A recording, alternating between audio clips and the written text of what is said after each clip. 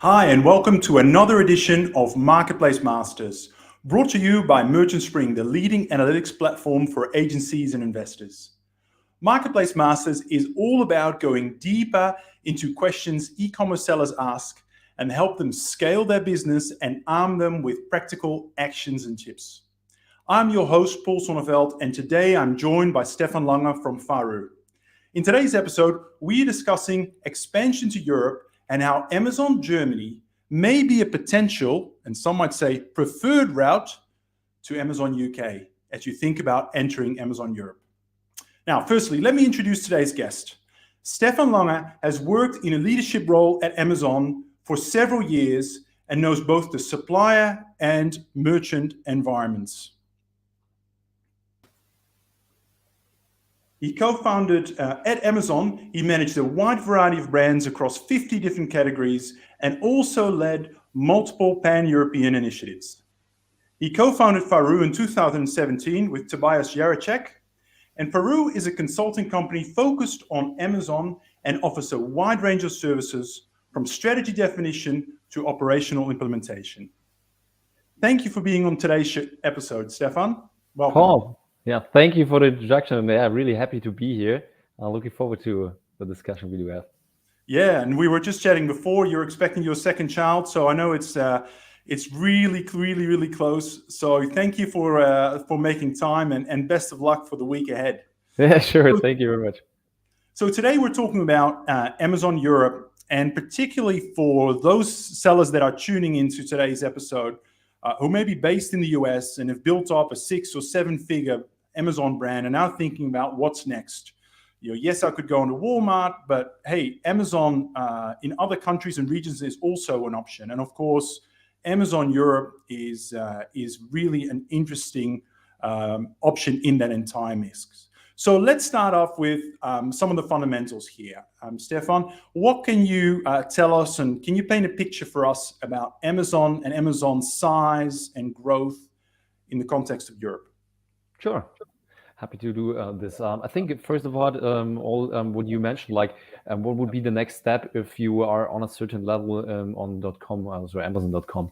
I think one of the kind of obvious choice would be to go then to Europe, because you're already familiar with the Amazon environment.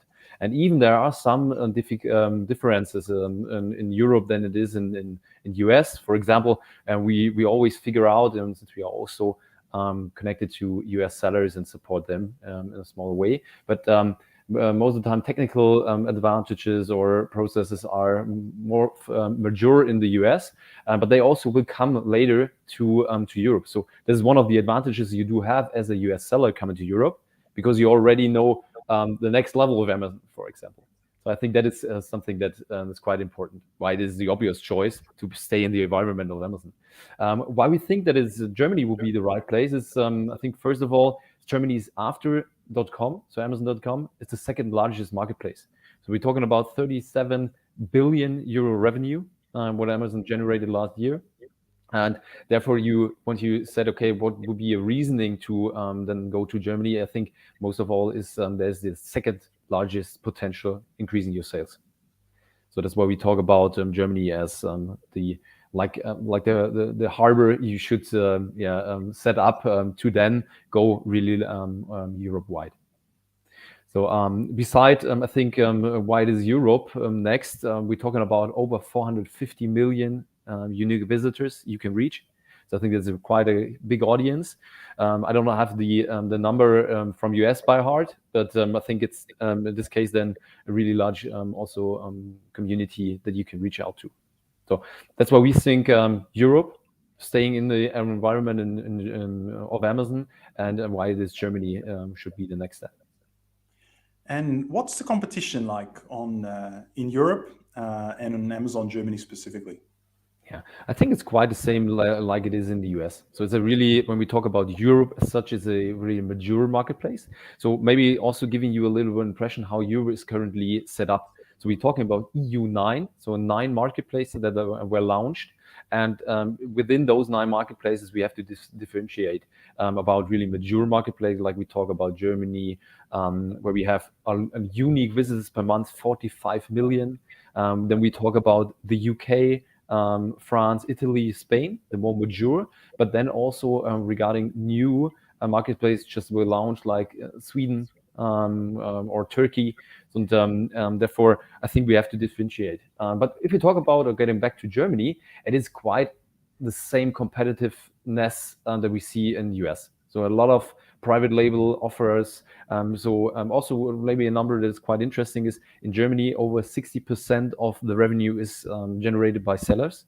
So the marketplace, quite the same like it is in the US. And sellers are always on really like having the right product, right pricing, right availability. So sellers, if they are the competitors, are even more Amazon ready than maybe you are if you compete against a vendor. Even Amazon is then the offerer because they are more familiar with what are the input factors you have to look at. So it's a really competitive environment, definitely. So therefore, it is really important also once you say, okay, I want to go to Germany or Europe, understand your competition. So this in different ways. Like for example, who is my competitor? So is it a niche or is it really a product environment where a lot of sellers are already in? So that's something where we also as an agency, as Veru, really have a deep dive or really a focus is before you start really understand the segments and then derive what is the right product. But I think regarding products, we also come to this later. So what is the opportunities, etc. But yeah, understand your competition. What is the pricing range? Understand what are the requirements in the marketplace, right? So like what are the labels on the product you do have or need to have? Well, I want to ask you a lot more about the preparation in a sec, but before, I just want to we've spoken about the sellers, the competition. What about the end consumer? Have you observed any differences between European or German consumer and the Amazon shopper, say in the US or other markets, or other things that, say, German or European shoppers really care about? I think what would Europe consumers all really care about is competitive pricing. So because especially in Germany, we have also in offline stores a huge landscape of discounters. So German consumers really looking at the right pricing. That does not mean that they always buy cheap or cheap products, but definitely this is something that is really important. And beside, I think that's where Germany is also famous in the world is high quality. So quality in the product and especially also like trust in the seller. So that's what I mean, like especially like having this was a recommendation once you start in also Europe using, for example, the Fulfillment by Amazon FBA program, because it's really increasing the trust that products get to the consumer in a fast way, secure way. And again, also like in the US, first level customer support is handled by FBA. So that means like if there's something, where's my product? So I think that those are things like pricing, quality of the product, and like security on where's my product and get it fast. No, that sounds very similar to most other consumer markets and Amazon markets, and Amazon has sort of trained or built a business model around that, of course. Of course, there is a bit of an elephant in the room here, which is Amazon UK versus Germany, right? Certainly, UK has been a favorite go-to place, particularly those who've operated in English-speaking markets. What would you say to those maybe agencies working with their clients and tossing up between going via Amazon Germany or Amazon UK? How would you tackle that topic? So obviously not where we are based in Germany. I would prefer Germany in this case because there is a topic that came up some time ago and it's called Brexit. So that was a huge challenge for a lot of sellers because in this case, if we are not experts in like VAT services, etc., but UK needs to be handled in a different way. Especially, I mean, like if a US seller comes to Europe, always also recommendation to see if there is a distributor that can handle it, is based in Germany, or even more better, create your own entity in Europe. So then in Germany, because then out of Germany, it's easier to go abroad in locals like Italy, Spain, France. And the UK is a special thing at the moment because of the Brexit. Because you need to have a importer of records, especially for the UK, because it's a third-party country in this case, and it's handled other VAT topics. So not getting into more detail in this way, but it's a difficult one. So UK is an interesting market, but what we figured out is like, for an example, in average, our sellers before the Brexit had a revenue share, all of them they were EU live, of 20% in the UK average. And once the Brexit was done, was introduced, it decreased to zero. And Amazon is starting to create solutions because they figured it out the same way. And the Fulfillment by Amazon program is a pilot where we also are included as an agency with some partners, to open UK again for also the FBA program. But that's the difficult part. So before Brexit, I think both ways would be great. But you have to figure out and have a look at this definitely.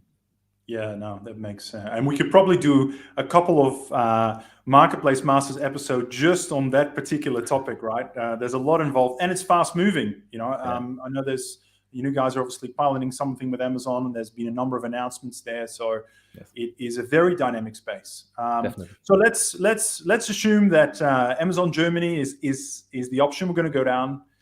You've already talked about a couple of things, but take us through, as you work with international clients to bring them into Europe, what is your checklist? What are the things either you or the client really needs to prepare and do the upfront work on?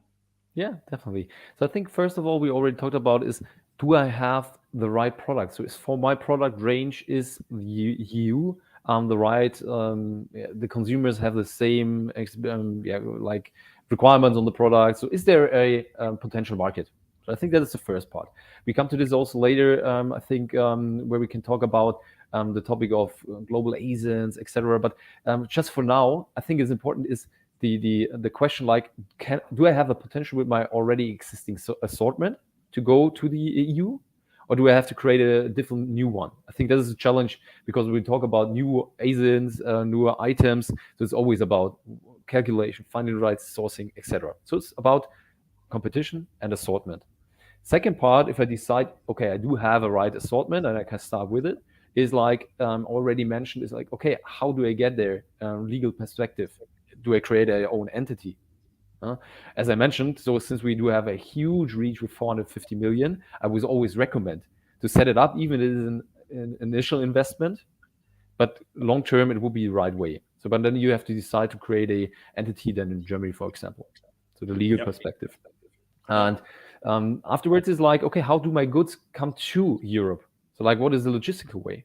Amazon is currently also offering like global logistic, preferred partners, but also programs.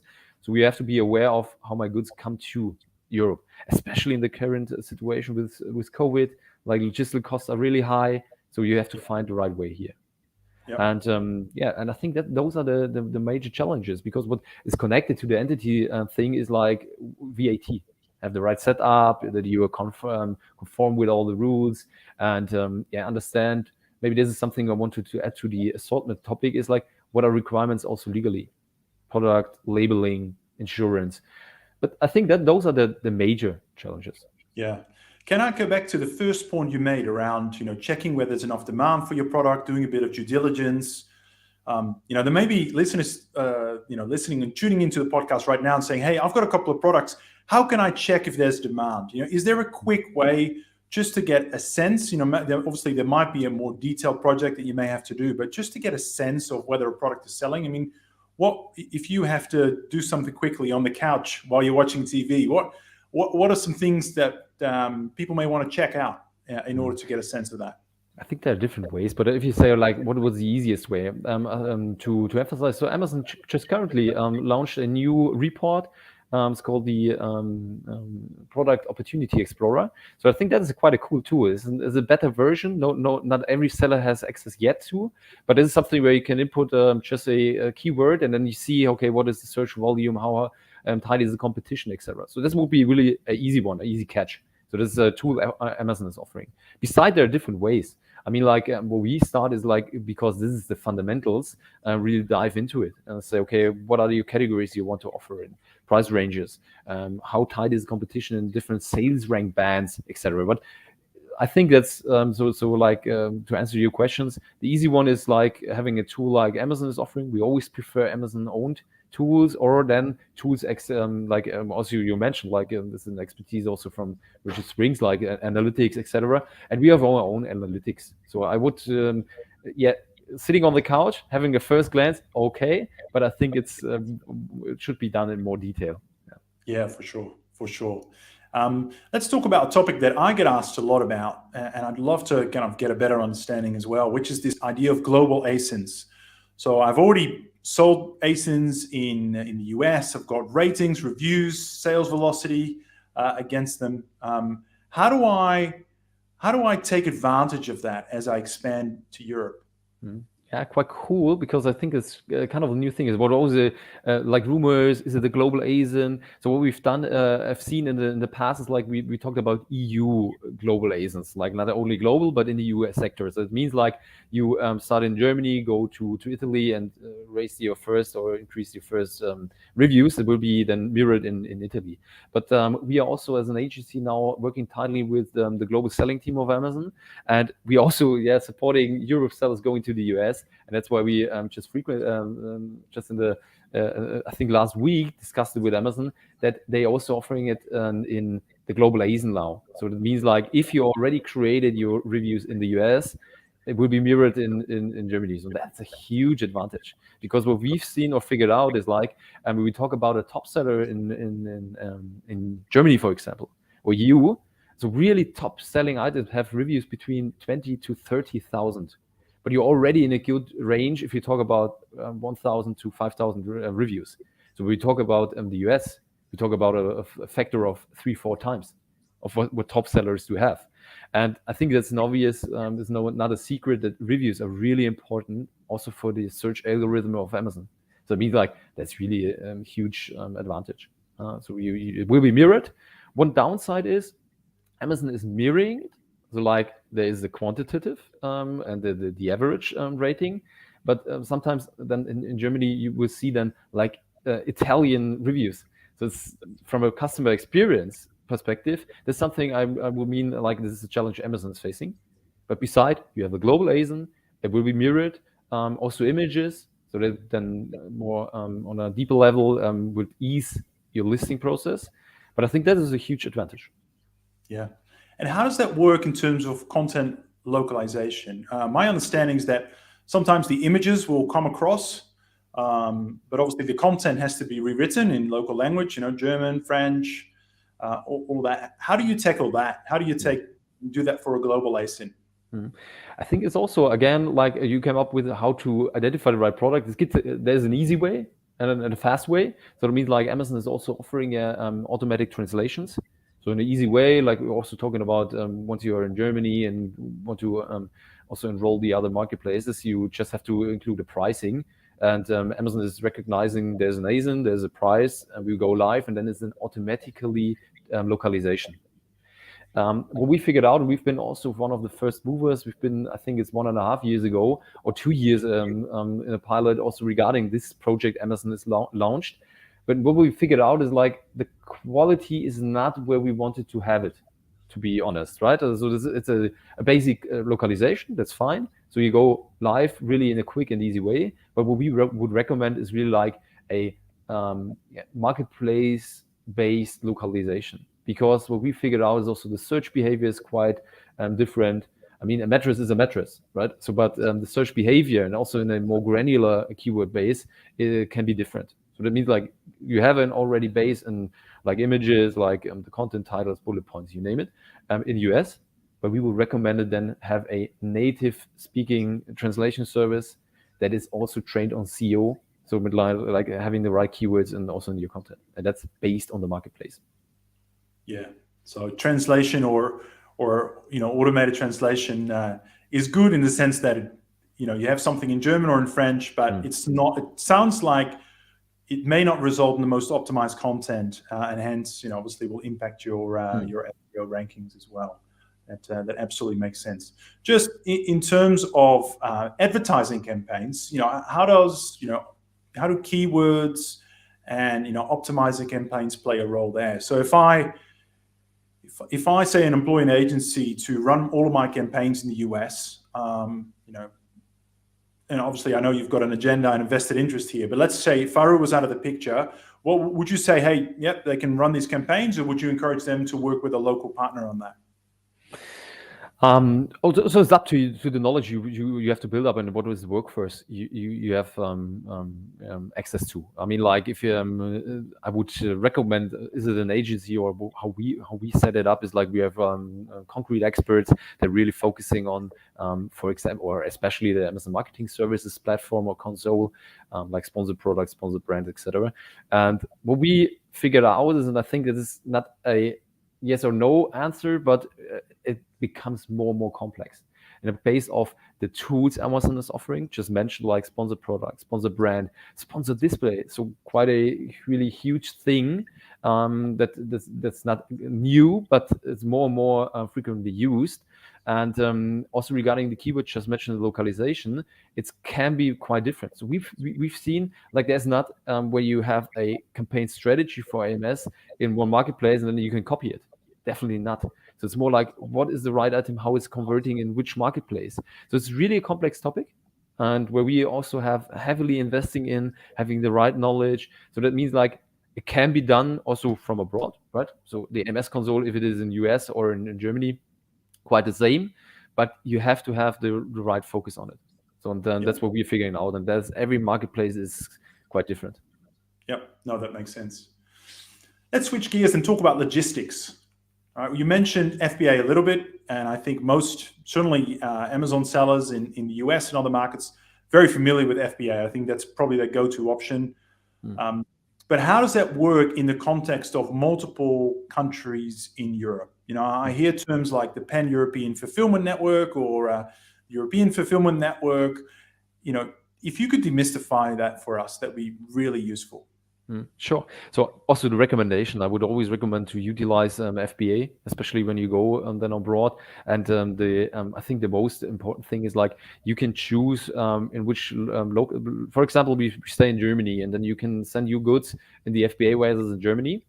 And most of the time, Poland and is also involved. So there's like the German logistical system, but you can give it there. So you have short logistical ways from your warehouse, and then Amazon is doing the transshipments based on the on the traffic, on consumer behavior in the different locals. And this is a huge topic. You have to focus on what is the right number of units you have to have in the FBA system, but the topic like, okay, how many units do I have to ship to UK, France, etc. Amazon is doing this for you. And then our experiences, and this is over 10 years, is we did not find yet any system, any service provider that is doing it this way. So, I mean, Amazon is a IT technology company, and it's a logistical company.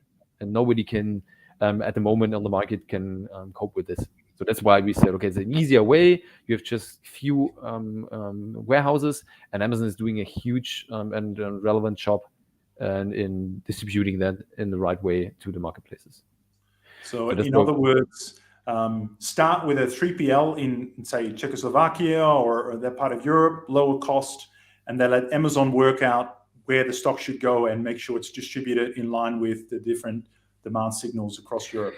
Yeah, and I think I'm also not going too much into detail regarding VAT challenges, but it can be. This is always important. Where are my goods, in which warehouse, in which country, etc. But just again, this you also have in Europe. You do have also options like in the FBA program, for example, a marketplace where you say, okay, I don't want to have my goods in, for example, Poland. So you have to have you have to have a I guess 50 cents per unit, I think, that you have to pay. Then goods are only in the warehouse in Germany, for example. So you also have to have you have the opportunities to say, okay, I just want to have it in a German warehouse because I don't have the VAT numbers for Poland, etc. So then it costs a little bit more, but it's also something that can be figured out. I think it's an easy way. But yeah, also a little bit more deep dive on it. What is your recommendation? What should you do? And Amazon's offering some cool solutions. Yep. Yeah, no, great. So I think you've done a great job in laying out what needs to be done to get started, what needs to be done to, do your first sales, to set everything up, to prepare. Let's talk about scaling. How do you scale your business? And of course, on one hand, you've got the let's take a couple of SKUs and go across every country versus let's focus on Germany and build up the catalog first. And those are probably two extreme positions. But how do you work with clients to scale up and grow their business in Europe? Sure. Yeah, I think there's something, the DNA we bring with after only me as a person 6 years within Amazon, you get really hardly trained on the so-called flywheel. There are input factors that you always have to have an eye on, and like is the pricing. Do you have a competitive pricing? Market is changing. Do you have the right selection? We talked about assortment strategy. Do you have the right availability, like having the right goods in the right warehouse, etc. And we have a fourth one that we include is like traffic. And that's about AMS. And I think in this flywheel, it's always changing, but those are the input factors you have to have a look at, and you have the right analytics beside it to train you, etc. And then scaling is also operational efficiency, right? You mentioned like a 3PL warehouse, how to expand it, getting more understanding on the rates you do have, and what are my cost prices, how to optimize the sourcing, etc. Like in regards of speed, quality, but also regarding profitability. And I think regarding sales, it's a flywheel approach, and beside it's operational excellence. Yeah. It sounds like trying to always optimize in all aspects of your business, and lots of, I would call them 1 or 2 percenters. There's not a thing overnight that's going to double your business. It's just hard work on different aspects and grow steadily. Yeah, I think just to add it, I mean, I talked about 10 years ago when I started at Amazon, and also when we started our agency, it was already competitiveness, and also there were some marketing tools, but not as we see it now. So the search algorithm becomes more and more complex, more and more competition as we talk about. So we talk about more globally, etc. And so therefore, the Amazon business and sellers know what I'm talking about. It's a 24/7 business, right? And you have to stay active because Amazon is changing. Amazon is offering you more opportunities, but you always have to be aware. And I think before you talk about a focus on scaling, you have to have always the latest news and notice the latest states on Amazon. Yeah, no, for sure.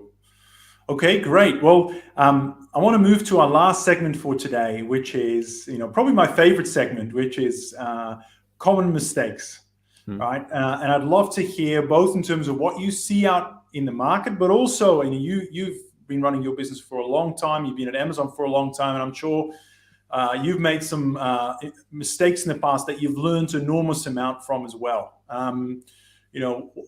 What sort of things do you see and have you done that, those listening today could learn from and perhaps avoid some of those pitfalls? Yeah, definitely. So we did a lot of it. My colleague Tobias always talked about. I think we've done we had everything on our side. Like we faced everything. For example, one of the biggest parts is like the VAT topic. So that you're really aware of, have a good service provider on VAT consulting, that you don't get into this trap. Like what are the revenues I can do in a single marketplace without having a VAT. Amazon is also pushing on this to once you start Europe, really have the VATs at the beginning, even also this initial investment.